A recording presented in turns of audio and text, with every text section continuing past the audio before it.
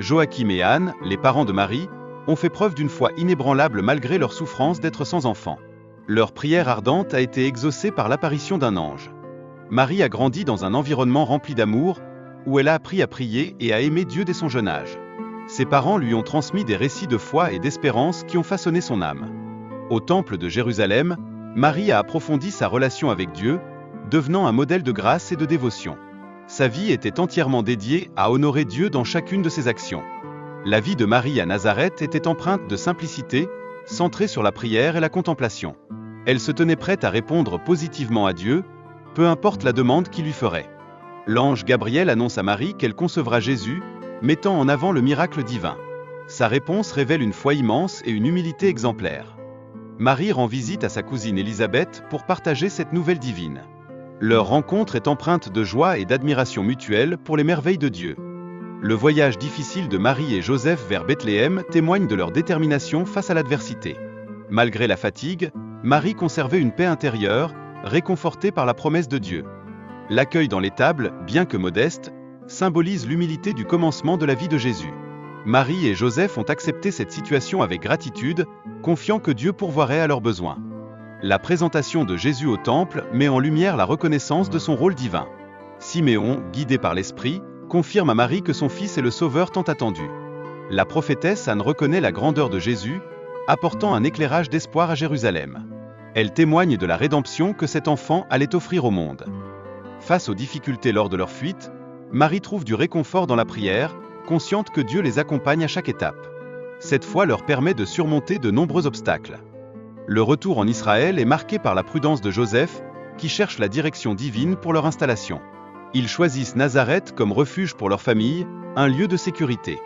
La réaction de Marie et Joseph face aux paroles de Jésus révèle leur étonnement et leur incompréhension initiale. Cela souligne la profondeur de la mission de Jésus, même dès son enfance. En tant que mère, Marie observait chaque geste de Jésus avec un amour profond, malgré son incompréhension partielle de sa mission.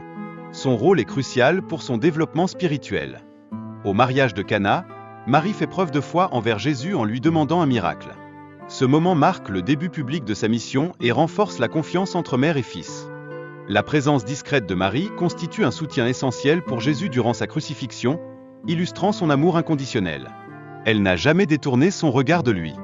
Après la mort de Jésus, Marie reçoit son corps avec un mélange de douleur et d'acceptation, comprenant que ce sacrifice avait une signification plus grande. Elle incarne un exemple de foi inébranlable. Marie est également devenue un pilier de réconfort pour les disciples lors de moments de désespoir, leur offrant des paroles d'espérance et de foi.